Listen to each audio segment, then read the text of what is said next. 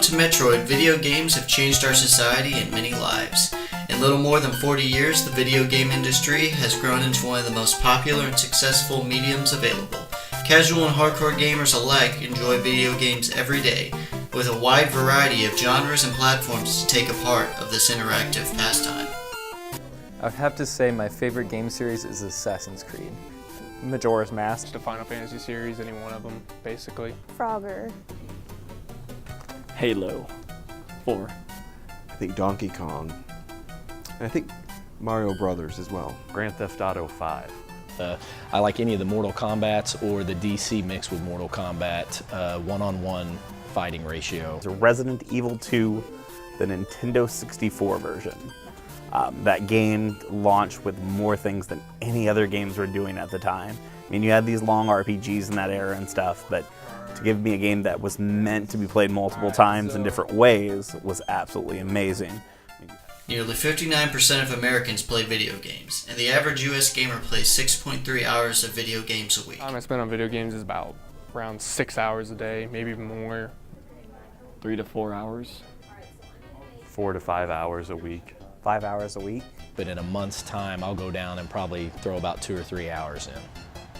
I spend probably a good 5 hours a day playing games. Every year, more and more people are playing video games, whether it's mobile games like Clash of Clans and Candy Crush that have grown to be wildly successful, or the huge online first-person shooters like Call of Duty, Battlefield, and Halo that give the player a chance to play online with anyone at any time they want. Though even as successful as the gaming industry is, there was a time that it almost ended. In September of 1982, while trying to profit off the super popular movie, Atari released E.T. for the Atari 2600. This game was supposed to be one of the hottest Christmas presents of the year, but led to one of the worst video games in history.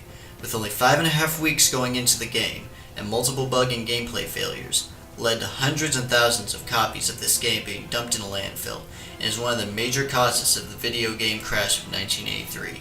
It seemed at the time that video games were just a fad about to die out, until one company became the savior of the video game industry. When I hear Nintendo, I think of the very first games I used to play, like Mario Kart, Super Smash Bros., just with the very first thing I started playing.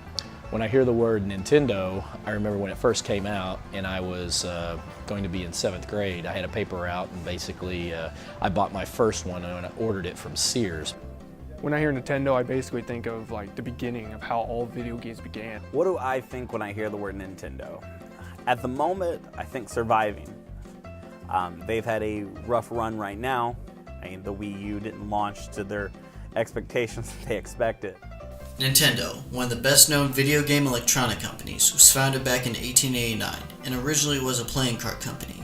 But in 1960, they tried their hand at other small businesses, including taxis, a food company selling rice, and even love hotels, to help boost their revenue.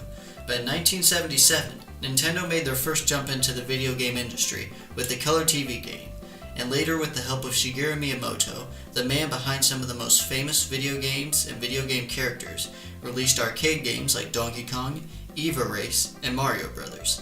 But in 1983, Nintendo took their business to the next level with the release of the Famicom, Nintendo's home video game console, and later in 1985 was released in America under the name Nintendo Entertainment System, or NES.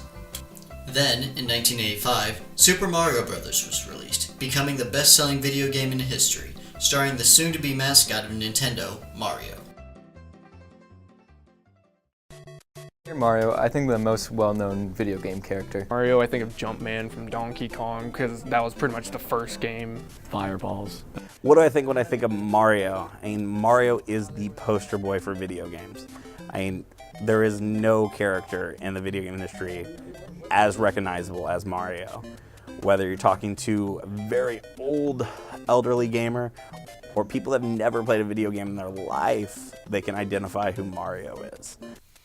Mario, the overall wearing Italian plumber, has grown to be one of the biggest pop icons in the world.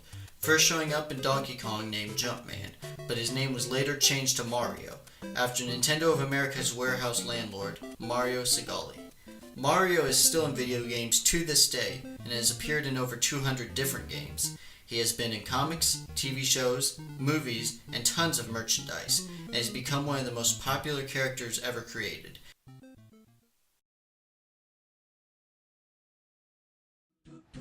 When I think of Super Mario and Nintendo and how it's changed the gaming industry, it was the first of its kind for different levels of match in the technology and Visual Basic department.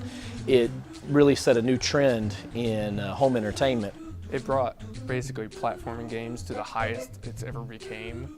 It made it huge. They're the ones who saved video games, and they're the ones who brought us into the era video games we're into now. For people who don't know the history, the video game industry was done. People thought it was that craze that was dying off, and then the NES launched. I mean, it literally took everybody to that living room TV. Everyone gathering around nightly to play games like Mario and Duck Hunt. Nintendo saved the video game industry. With the rapid succession of the Nintendo Entertainment System and its predecessors, the SNES and the Nintendo 64, helped push Nintendo and gaming as a whole back on top. Making not just a pastime, but a culture, it led to other companies trying their hands at the video game industry and making way for a larger and more lucrative production of games that we still see today. And we owe it all to Nintendo and their mascot, Mario.